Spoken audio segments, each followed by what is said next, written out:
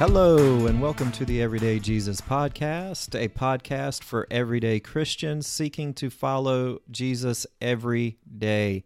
I am your host, Brian Boswell, and we have a special episode in store for you today. So I'm here in the studio with my friend Christian Olmstead. Christian's a local brother. He is just an excellent person, elder in my church. Got the Spirit of God all over him. Got a great family, and he's going to share his testimony today and some of the things that he's doing to live out his life following Christ. And I hope it's going to be an encouragement to you. I hope you guys are ready. Christian, say hello to everybody. Hello, everyone. Thanks for having me, Brian. Yeah, no problem. Christian, tell me about your family. You got, you guys are married. How long have you got? You're married to Jen Olmstead, and you've got 4 children. How long have you guys been married? So we've been married 20 years. We just celebrated that past August. Nice. Congratulations. Mm-hmm. It seemed like a big milestone for us. And so we went across the states. We went out west to California and then kept on trucking to Hawaii to celebrate our 20 years together. And we were together for about 4 years before that, so we've spent a good deal of time together. Yeah, no doubt. Now, where did you guys meet each other? We met each other at a youth group up in upstate New York, and we were just young teenagers at the time, and got to spend some good time together around her church and my church on youth trips, and got to know each other pretty good. Ended up going to all of her sporting events. She was a great athlete in high school. And Who's the better athlete, you or her? Oh, she is by far the better athlete. I like the better sports teams, but well, you can't have it all, can you? Yeah, I can't compete with her Yeah. on just about anything. As a matter of fact, we play tennis together all the time, and I have a horrible record at that. But it's fun. Yeah, no doubt. So you guys are from upstate New York? Yes, we were both born and raised up there in neighboring towns. We went to rival high schools, and so all of my friends got mad when I went and cheered for her sports. Yeah. Because I was cheering against the enemy, or I was cheering for the enemy. Yeah, I against gotcha. our own teams. So how long have you guys been down here? So we moved down in the year 2000. So it's going on 19 years. Wow. Yeah, which is a good bit of our lives. Yeah, no doubt. Well, you guys, I mean, that's almost your entire marriage down here at this point. All of our adult life pretty much is down here. Yeah. So what caused you guys to move down here? I always say it's 3 things. The weather sent us south. The church landed us in Garner. And the jobs would be the third thing. We were both teachers right out of college, and it was pretty easy to get a job in North Carolina at the time. Yeah, I gotcha. So tell me a little bit about your experience with God. How did you come to Christ? Where does that all start for you? I was raised in a very good home, a Christian home. And my dad was what you might call a chain breaker. Explain that. Okay, so my dad came out of a world, kind of a tough world. He was raised in the woods, we say, kind of out in the sticks. You know, he had brothers and a good father and a good mother, but it was, you know, the 50s in upstate New York, and it was a little bit of a rough life. He was one of the first in his heritage to accept Christ. Okay. And so that kind of paved the way for us. My mom, on the other hand, came out of a strong Mennonite home. She was raised on a farm, a dairy farm in upstate New York.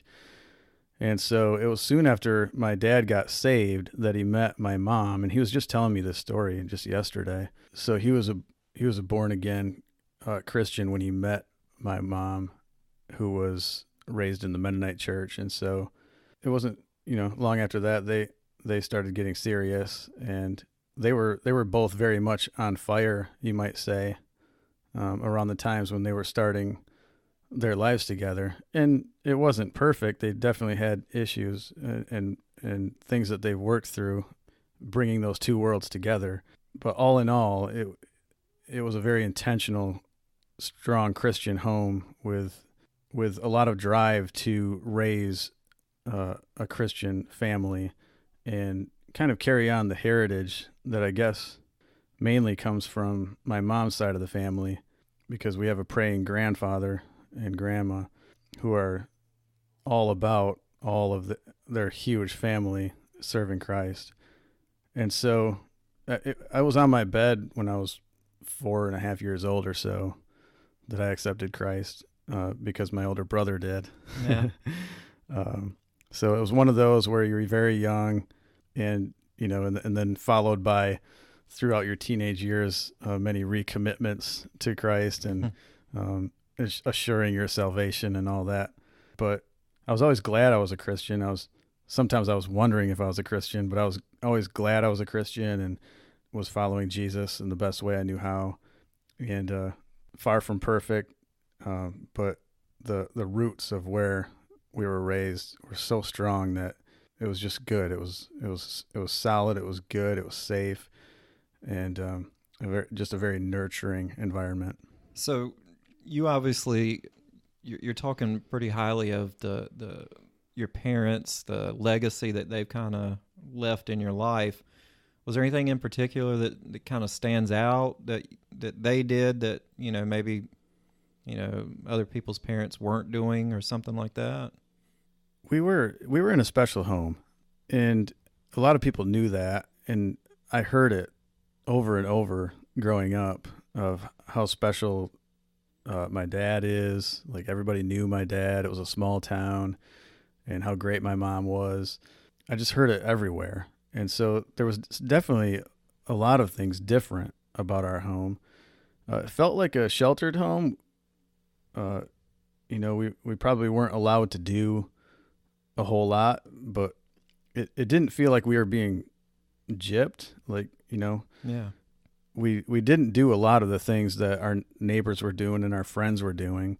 And it wasn't like we wanted to do something, but we couldn't. It was more like, and it was instilled in us that, well, we're supposed to be different. And if we look like the world, then there really isn't anything special about Christianity. And so there were some things that you saw go on, just looking back, that I didn't even really recognize at the time, but kind of a shedding of the world in our home. Not like it was super worldly, but I remember one time when Dad had this record collection, and I don't know the full extent of the record collection, but some things like John Denver, Yeah. Country Roads, Take Me Home. Yeah. And I used to love those songs, and I still do actually to this day. Yeah. But I remember the time when Dad got rid of his record collection, just as, a part of the world that was in the home. And Yeah. Just kind of renewing his commitment, I guess. yeah, More on fire, said, hey, I want to kind of purge these things out. absolutely.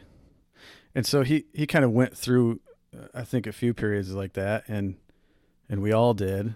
I remember we didn't get the Nintendo when it first came out, but we ended up getting one from a friend who was selling it for really cheap, and thought we'd give it a try. But just like most kids, we tried to play it every chance we got and ended up being abused to some extent. So then that was the next thing to go. It seemed like anytime anything became what my parents would say was a god in our lives, that was the tipping point. Yeah. So sports was the next thing. Okay. We were all very athletic. Well, most of us were very athletic. And if my brother Josh listens to this, he's going to crack up at how I said that because he is the master musician in the family. But we were, when my brother and I, the first two, came along and we wanted to play sports all year long, there were 3 seasons of sports, and my dad had us pick 2 of the 3. And he was open to which 2, but 2 of the 3, just so we weren't playing sports all year long and they wouldn't become a god in our lives. I gotcha.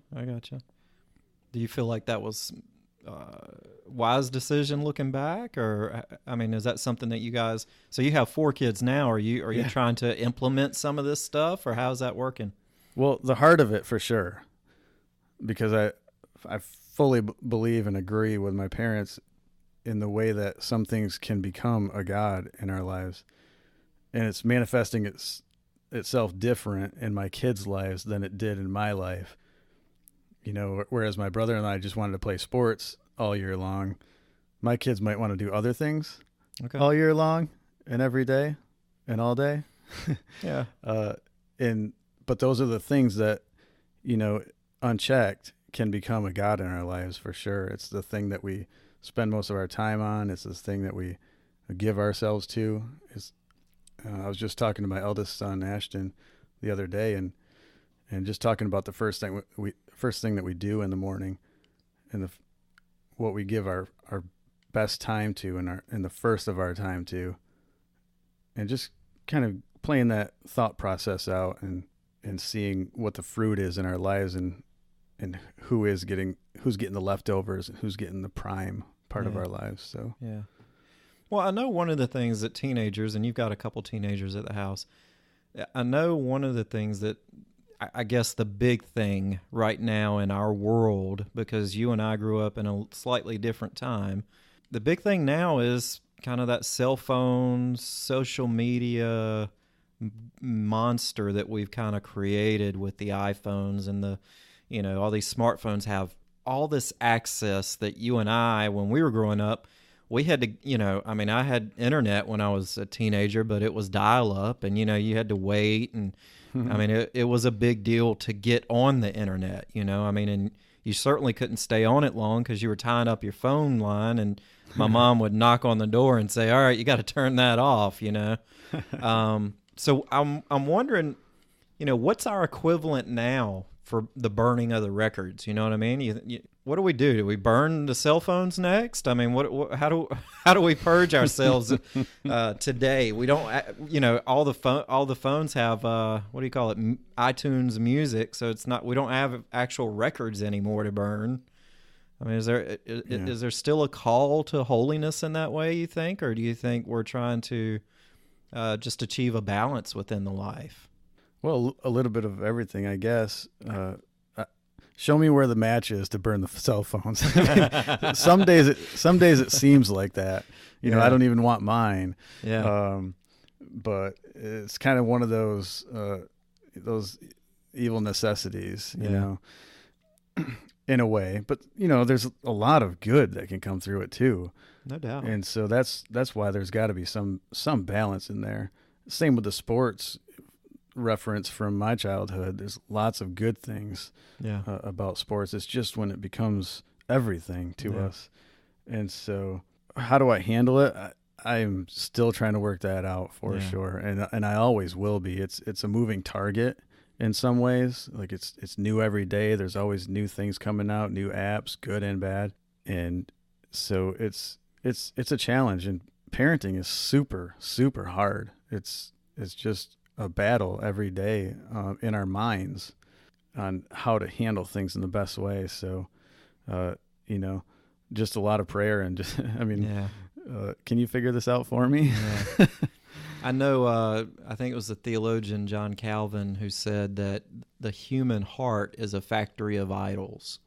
So we're constantly trying to create a new idol. So you look in our lives, if it's not sports, then then maybe it is music, or maybe it is a cell phone, maybe it is the opposite sex when you're a teenage boy. It could be lots of things. So we constantly are trying to create idols in our life, and obviously God calls us to cast down all of those idols. The commandment that you should worship only the Lord thy God with all of your heart, your mind, and your soul. Yes. Easier said than done a lot of times, because we all struggle with trying to live up to those words. So I feel you. My children are obviously younger, so I'm not struggling with cell phones right now. We're not giving them a cell phone at 7 years old. I know some parents do that, but that's not going to happen in my house. And I'm not even sure at what age I am going to do that at this point. The further out I can kick that can, obviously the further I'm going to kick it. Yeah. It's just not easy, man. Parenting is getting tougher and tougher. Now, you were telling me about an app. What was it, an app killer app that you can kill all the apps on a cell phone? Yeah, so there's a lot of apps out there, and I don't know them all, but this one I came across, and my kids hate it. It's called Our Pact. O-U-R, Our Pact. Okay, I got you. Mm-hmm. The symbol is like 2 leaves, I believe. Okay. And you can set a schedule so it can cut on and off, and certain apps can be on that schedule. Certain apps can be on all the time. Certain apps can be restricted all the time. Okay. Unless you unblock them purposefully. And it works remotely. So the app is on their phone and my phone, and either parent can cut an app off for any reason at any time, no matter where they are. And so you can set a bedtime so everything goes to sleep at 9 o'clock, and at 6 a.m. they all wake up again. So it's helped. I mean, our lives are so virtual and busy these days. We're not always right next to our kid to dictate phone usage. And so this is a good tool to handle that when we're not around. Cool. I'll leave a link to that in the show notes on the website. So check that out at everydayjesus.net. Now, Christian, let me ask you, you're obviously, you're talking about your parents, you're growing up. What was the teenage years like? Were you on fire for Christ, or were you hot and cold, or how was your teenage years? That's funny. Some of the questions you're asking me, I've just been thinking about over the last few days. I had a good chance to talk to my oldest son, Ashton. We talk a lot, and just about Christianity as a teenager, because it's tough, and it's not always speaking your language in your teenage speak. And so I was looking back, and I loved God. I really did, and I had it in my heart to want to please Him and please my parents and my grandparents and all that. But I was very involved in the church, in my youth group, in my girlfriend's youth group at the time, who is now my wife, and I enjoyed it. I was often hailed as somewhat of a leader in those groups. We had a prayer group at school, which I led with another kid or two at my school, and so I was very involved. But it's not like it didn't necessarily pique my interest all the time. I actually pinpointed one of the reasons that I enjoyed it so much at the time was because of the people around me. It was because I had some good, solid Christian friends, family members, cousins, all people that could encourage me and I could encourage them. And there was that kind of camaraderie and it helped with accountability. We were in a small town, so it was kind of hard to get away with stuff. Yeah. Unless you wanted to or didn't care. Now I cared. I was very conscientious as a teenager, and I didn't want to be the person to kind of let down other people if they were expecting a lot of me. So I took that to heart, and so I can't say that everything I did inside of the church circles was necessarily for the right reasons. A lot of it was just seeking attention or approval, and not necessarily the love of my Savior. So, I mean, the fruit of it was good, but my intentions weren't always good. Yeah. So growing up after that point, you guys get into your teenage years, you get married, you moved to North Carolina. You said that's when you kind of got involved with the church. How did all that come about? I didn't think I was going to talk about Basic tonight, but Brothers and Sisters in Christ is an organization mostly in the Northeast that's in the colleges, and their main drive is to connect college students with a local church. They don't try to be the local church or the end-all be-all for the kids in college. but they just want to connect them with local churches. And so, I grew up in a local church, and I believed in the value of a local church, but it was basic during the college years that kind of came at that from another angle, and to me a little bit more objectively. And so when they connected us to a local church, we got plugged in for the first time. And I'm talking about my girlfriend, then fiance, now wife, went with me through that process of finding a local church. Ended up being Elam Gospel Church in Lima, New York. And Basic was very connected to that church. And then that church is what's connected to our church down here, Garner Christian Fellowship. And so John Caveri, the pastor, we had met through the Basic circles. He was one of those guest speakers at the conferences in Syracuse, New York at the time when we would get together for revival meetings. And those were some of the sweetest times I've ever had with Jesus. And John Caveri was part of that because he was the guy talking to the other guys about purity, and I guess Joy was on the other side talking to the girls about the same thing. So yeah, that's a sweet time. Yeah, always go back to it. When those times come, and sometimes it's at church or sometimes it's at home, just listening to worship music or in the truck. And when those times come and you feel so close to God, you almost take yourself back to the first time, you know. It's just an incredible experience, and you pray that for everybody, especially your kids. Well, I mean, that's one of the things in the book of Revelation was like, he's calling out to that church, hey, return to your first love, and yes. I think there's a good principle in that, just remembering where God has met you before, and just really kind of building an altar to that in your life, so that when you look back on your life, you're seeing all these different spots, all these different meeting places where you've just really met with God. Mm-hmm. Those can be really powerful in the times where, you might feel distant, or things aren't going well, and you're kind of on your knees crying out like, what's going on? You look back and you see all those meeting spots, all those little altars that you've built throughout time. It can really create it can change you. It can change your situation. It can change who you are. That's for sure. Absolutely. Tell me about where you're at now. You guys are you're a builder. Is it just renovations? Is it new construction? Tell me a little bit about your business, what you're doing now. Yeah, so I became a licensed general contractor for the state of North Carolina in 2007. And so for 12 years, we've been doing some custom projects on houses. Started it to do new construction, but the market wasn't really happening at that point in time. So that led me more toward renovations and additions. And so now it's about 50-50. I love doing both, new constructions and major remodels. And I'm not a big time. I'm just a one-man show.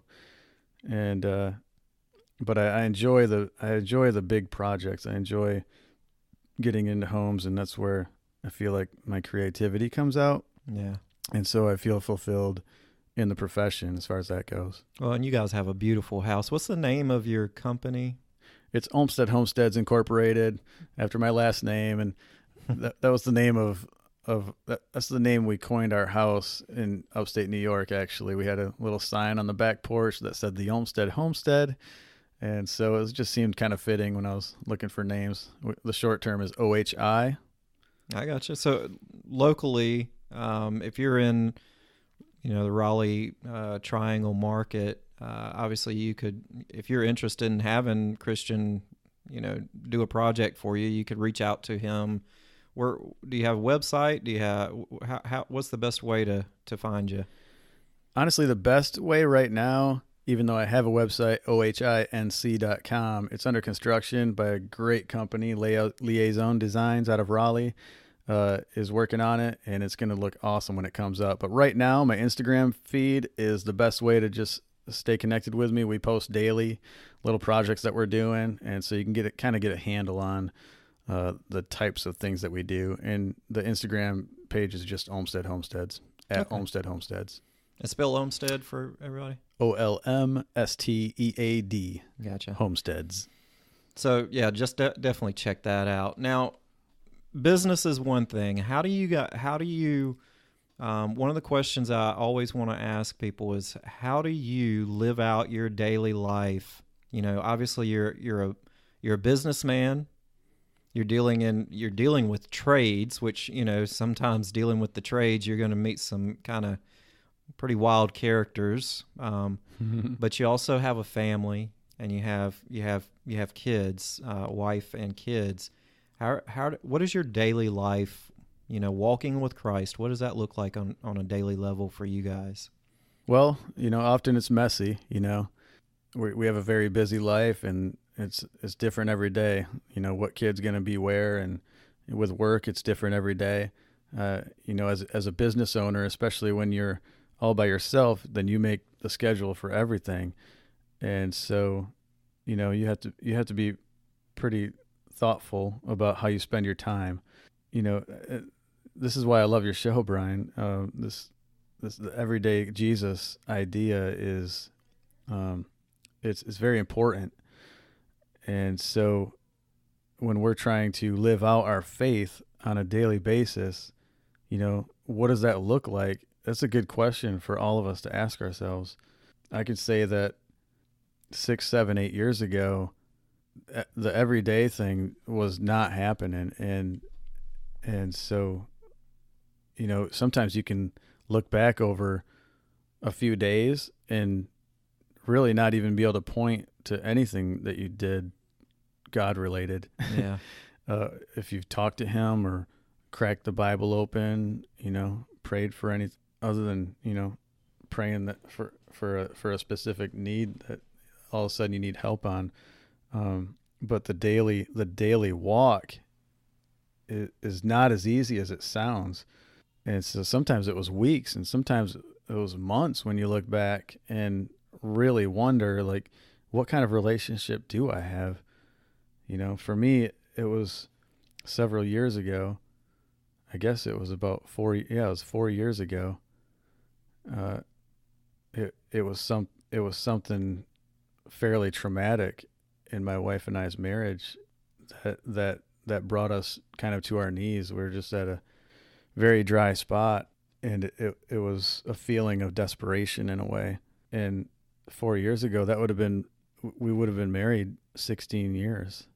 You know, Yeah. We were married 16 years, and we had always talked about praying together. And we tried it here and there, and it would last for a few days or maybe even a few weeks or a couple months, but it was never long lasting. And we knew the importance of praying together, but it never really happened. Well, around that time, 4 years ago, it had to happen. Something had to happen. And so we made this commitment to start praying together in the mornings, because that was the only time that we could. And so it was 5:00 in the morning, and like, I didn't see 5:00 in the morning, you know, Yeah. Working for myself, you know, I could just kind of roll out of bed at 7 and make stuff happen, you know, no problem. But she was, you know, with her job, she had to get out the door, and we had to get the kids out the door. Like, the only time that we could squeeze in a few minutes together, which ended up being more like about 45 minutes together, was 5:00 in the morning.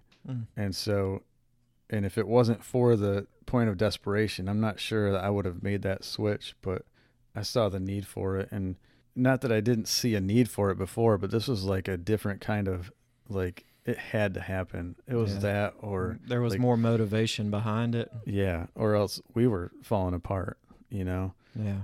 And so when everything in your life kind of gets swept out from underneath you, it's like, you know, it's like the 9/11 day when it's all about God and the only things that really matter. You know, you find out what really matters. It wasn't as traumatic as 9/11 by any means, but it was that type of mentality that it's like, we got to do something. And so we did. And and it lasted a couple months, and then it lasted half the year, and then it lasted the rest of the year. And then we looked back and said, we've done this a whole year. Like, why can't we just keep going? Yeah. And so we did. And then it was 2 years. And now we just passed the 4-year mark. And I would have never thought I'd be here saying that I could do that, because it seemed like it was an impossible task. Yeah. But I'm so glad that it's happening. And now it's more like I can't imagine not doing it. Yeah. Yeah. You've built it as a part of your life. Yeah. And it's not like it's easy. I mean, 5 o'clock comes every day, and whether you like it or not. And I'm never like tossing and turning at 5 o'clock, just wondering when the sun's going to come up. Yeah. I'm conked out. Yeah. I'm dead. Yeah. So my head's heavy on my pillow, but it's the start of the day, and it's the new normal. Yeah. And so we make it happen. And now, I assume this has helped kind of reinvigorate your marriage, or what have you seen from, what's been the result of it?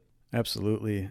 With that kind of track record, when you're talking about 4 years with your spouse, getting up at the same exact time every morning, sharing the same things, sharing a coffee for one thing. Yeah.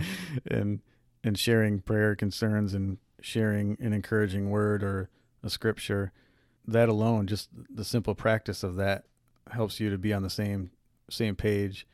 The main thing is that we're with God first thing in the morning. That's the main thing. But you asked about my marriage. I mean, looking back over the last 4 years, I can see how we've kind of joined each other on the same team. Whereas before that, maybe a little bit more, we would have she approached it from her angle, and me approach it from my angle. And it seems like before that, it was more of a clash when we would approach a certain dilemma or try to answer a question that we came across in our lives. But now it feels more like we're on the same team, attacking the spiritual forces coming at us from another direction. And we recognize that we have our own flavors, definitely recognize that, but it's more like we understand each other because we have the same motives and the same drive, and we're heading in the same direction. I gotcha. That's awesome. How long does this time last every morning? Is it 10 minutes, an hour? What is it? It ends up being about 45 minutes. Oh, wow. Well, and the first 5 minutes is making coffee, and yeah, and then I'm trying to wake up a little bit. Yeah, and then there's probably 35 minutes of just, sometimes it's quiet scripture reading, and it's not always like blood curdling prayer. Yeah. Now, is this just Monday through Friday, or is it Yes. 7 days a week? It is Monday through Friday. Yeah. Yeah. I mean, we have church on Sunday, and I mean, that's quite a commitment to do. I mean, obviously, I think everybody can relate to the fact that, man, nobody wants to get up any earlier than you have to an extent. At least all of us working, 8 to 5 jobs or whatever. You gotta, you're getting up early as it is, and if you got kids, that's even more work, because you're going to be, it's not like you can just go to bed at 8 o'clock, to offset that time. So you're staying up late and you're getting up early. So that's a good commitment, but it sounds like the reward is well worth it. Just being able to really communicate with your wife and spend time and make sure you guys are on the same page. So that's encouraging. That was actually one other fringe benefit. I was a night owl, and she was the morning person, so I could stay up really late. Yeah. But she couldn't. She's conking out at 9 o'clock every night, and like clockwork.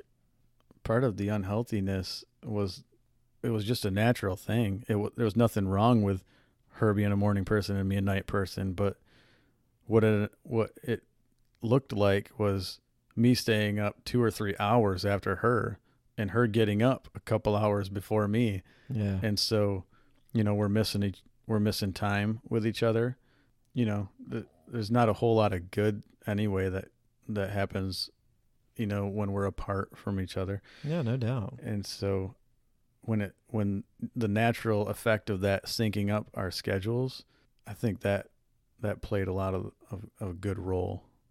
So tell me, you've got a couple of ministries that you're involved in.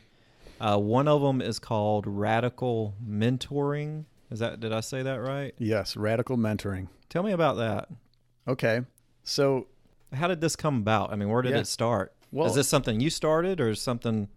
No, I didn't start it. It's a website mainly. It's an idea. It has a website, but it was started by a guy named Reggie Campbell, who is in the Atlanta area, Georgia. He goes to the church of Andy Stanley. Oh, okay.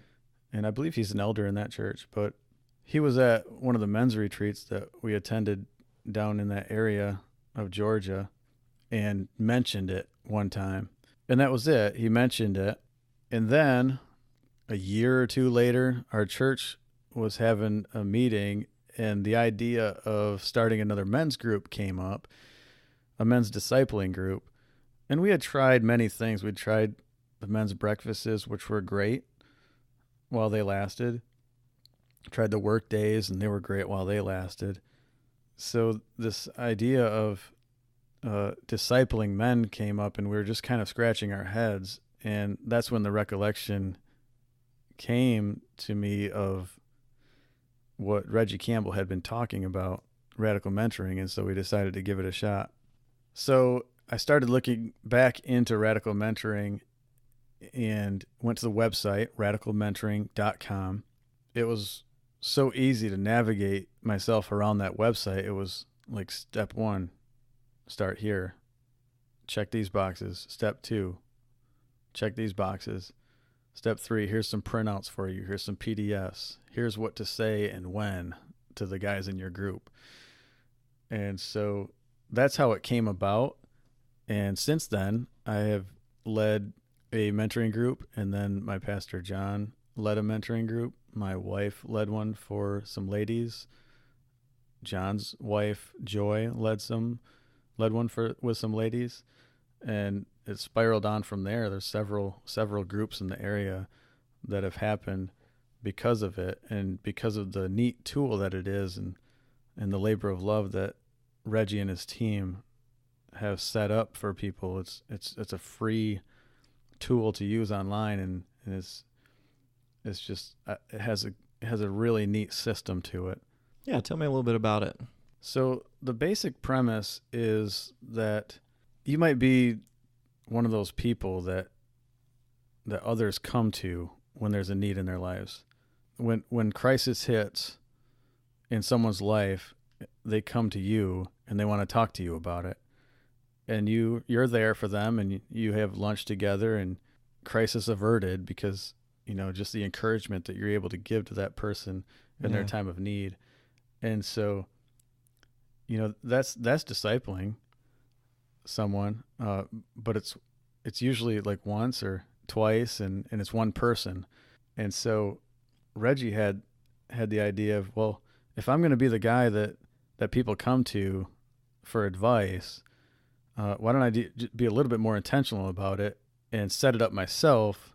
And if I'm going to give advice to one person, I can give that same advice to 8 different people sitting around me at the same time. I mean, it's modeled a lot after what Jesus did with his disciples. And so he created this system, and it looks like one mentor leading a handful of other mentees through 1 year of intense growth. And there's an intense system set up behind it. The idea of the number of guys is more on a practical side. Like, the program isn't set up very good for one person or 2 people or even 3 people. But if there's at least 4 mentees in the group, that's when the magic starts to be created. And if there's more than 8, then that's when things start to dissipate, because the group gets so big that the individual can't get a lot out of it. So the magic is between 4 and 8 mentees in the group. And here's the beauty from my perspective, because so many people might not, like myself, might not feel qualified to be a mentor. And that's where the rub is kind of for me, is that I'm called to make disciples, and yet I don't really feel like a mentor. Yeah. I don't feel qualified. Nobody's given me the title. Nobody's called me to do this. From a humanly perspective, like the church hasn't called me or emailed me and said, "Hey, will you mentor guys?" Yeah. But God did. I mean, when Jesus left, he said, "Go and make disciples." And so there's the challenge in a way. But then the fear of, well, what do I do and how do I do it? That's kind of what radical mentoring, that's the question that radical mentoring answered. And so here's the qualification factor for a mentor in radical mentoring. Basically just someone who's been there. And so it's, if you've been where the mentees are in life, then you're qualified. And we like to say 2 seasons in life ahead of the mentees. So the mentor was in the mentee's shoes about 2 seasons ago. And seasons are, just like what you might think. One season might be a college age kid, and then the next season is young professional single, and then the next season is young married. The next season is married with babies, then married with elementary school age kids, and then married with middle schoolers and high schoolers, and then empty nesters. And so those are the seasons in progression, more or less. And so if you're at least 2 seasons ahead, then you're qualified just because you've been there. And it's just as much about your failures as about what you know. Yeah. Using your failures as examples and kind of a living experience to help inform, I guess, the mentees in that case.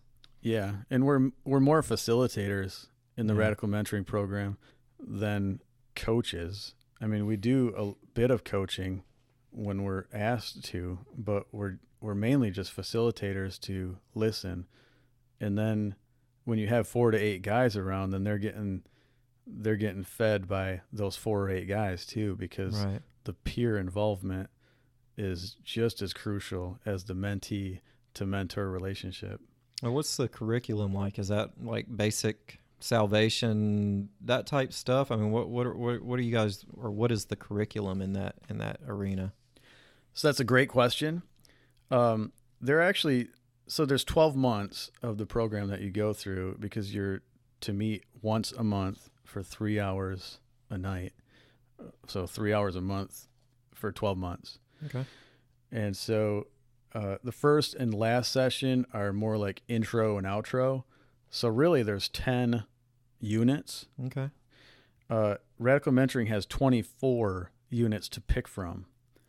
So as a mentor, that's one of the fun parts, is picking what units you want to go through with your guys. And maybe it's stuff that's heavy on your heart. Maybe it's just what fits the guys in your group the most. But you get to pick it and sequence it in the way that you want to. So, and the curriculum looks like you read a book a month, which is connected to the subject.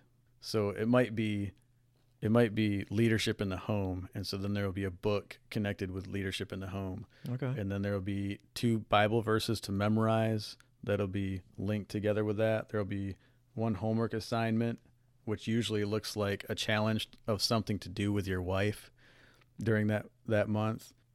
Like it might be a candlelit date night, dinner date night. I like that kind of homework. Yeah. Yeah, it's great. Yeah. It's fun, much needed. And then during the month, the peers are getting together too. The mentees have a rotating schedule so that they're connecting at least one time during that month. That's one reason it's called radical, because, I mean, how many guys do you know that really intentionally try to read a book a month? Like, that's one major thing at the end of the year, to be able to look back and see the solid books that you read, 10 of them, and they're all in a stack, and you're graduating at the end of the year and all having done the same thing, and it feels really good, and you got some really good content along the way. Yeah. And the other way it's radical is that at the beginning there is a commitment letter. It's called the Mentee Covenant that you sign and your wife signs, that you will go through the entire year, that you'll be at every meeting. And, she's involved with the whole calendar and everything. And that's a good way to know that you have her buy-in, that she's just as much interested in you completing this course as you are.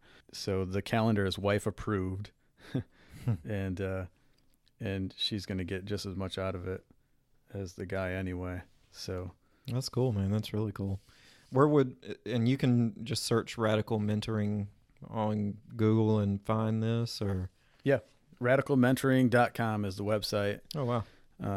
And it's one of those where the front page is going to give you an intro video and just a little bit of information about it. And then it's just going to ask you to create a login, which is free. Yeah. So, and the only reason to do that is just to track. And then once you're in, then there's a whole litany of information provided for you, including like how to find a group that's near you. Like you can search mentors per zip code and find out if there's a group around you. But more so, it's good for churches to use the website, that is, because it kind of spells out how to set it up inside of your church and create a culture of mentoring and a culture of disciple making. And so all of a sudden, for me, the Great Commission looks doable. It's a little hard to envision what making disciples looks like when you're just confronted with that simple question.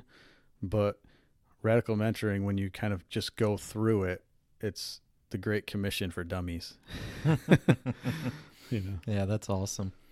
So one of the other ministries that you're involved with is one that I have actual firsthand knowledge of, and that's called Souly Business.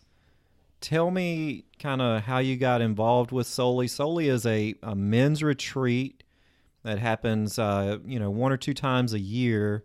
And they have a couple chapters, like 3 or 4 chapters maybe, on the East Coast of the United States. So if you're listening, you may be able to find one, within driving distance of you. Mm-hmm. But how did you get involved with that? And tell me, maybe give a better description than what I just gave of it. Yeah, no, that was great. And honestly, that's all we can say about it because it's a secret society. Yeah, we can't let out any of the secrets. There's really good food. There's really good food. We just like to say we feed you well. Yeah. So you take that how you like. Yeah, there you go. But no, you do get well fed after the weekend. That's one way that you will definitely describe it. It's a men's retreat.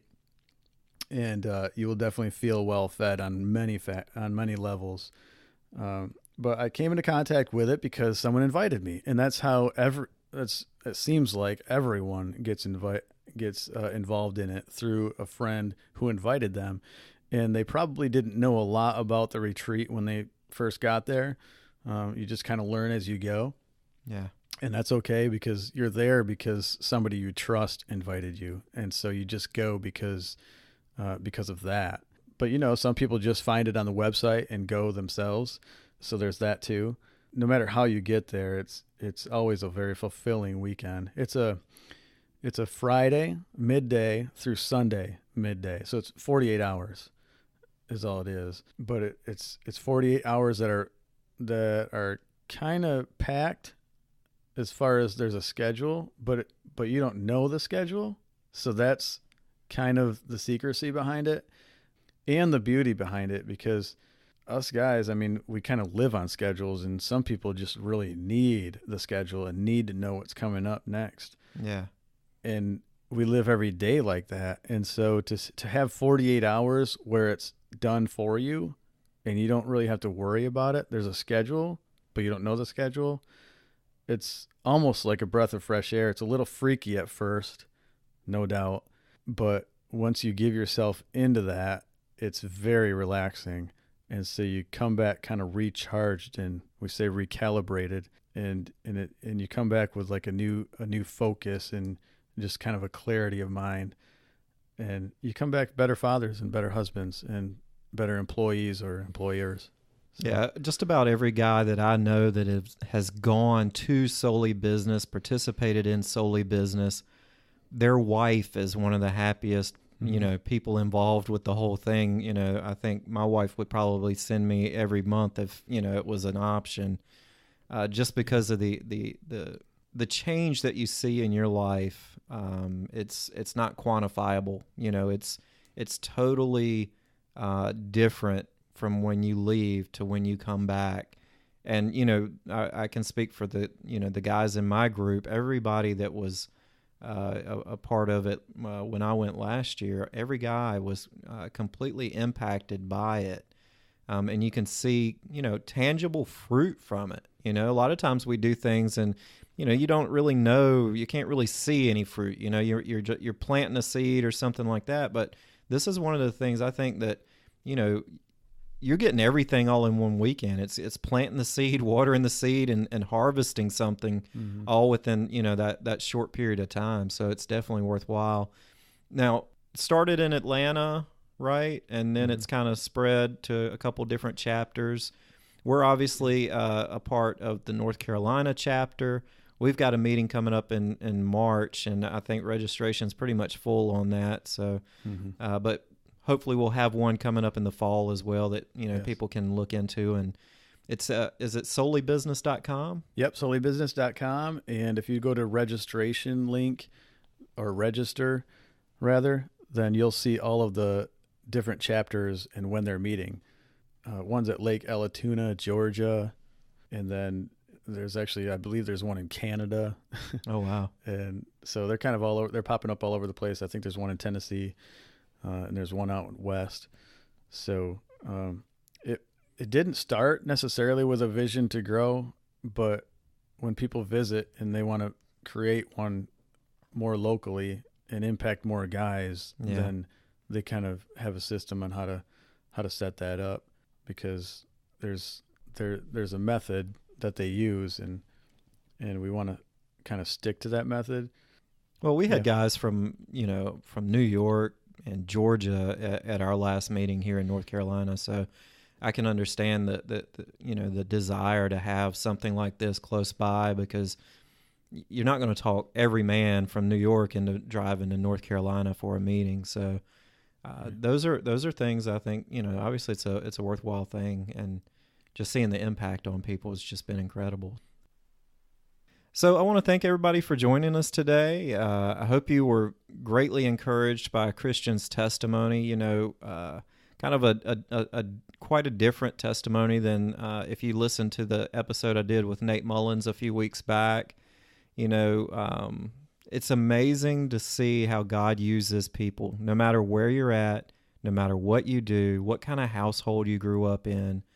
You can grow up in a Christian household, you can grow up in a non-Christian household. It doesn't seem to matter. God just wants to use you. God wants to pour into you, and then he wants to, obviously for you to pour into others. That's the big point for what we do on this podcast, is try to encourage you to use your gifts, use the things that God's given you to just help the people around you. There's a lot of people in your neighborhood, in your community, that could use, something like a radical mentoring, or just reaching out and offering them cookies, and loving on them. It doesn't have to be anything, too crazy. Just go out there and do. God, as Christian said, go ye therefore, quoting Jesus in the Great Commission. As you're going, go out and do these things and disciple people. Bring them under your wing. Help them. Love on them. That's a huge thing. If you like this episode, or if you have any questions, please reach out to us. Send us an email at feedback@everydayjesus.net. Like and share our page on Facebook, Instagram, Pinterest. Follow us on Twitter @everydayjesus2. Please consider becoming a club member. It costs just $5 a month, and we're looking to help cover our podcast hosting cost and our website charges. All of those things add up, and anything you can do to help us is greatly appreciated. You can also just visit our website, www.everydayjesus.net, for tons of resources and free content. I hope you guys have a very blessed week.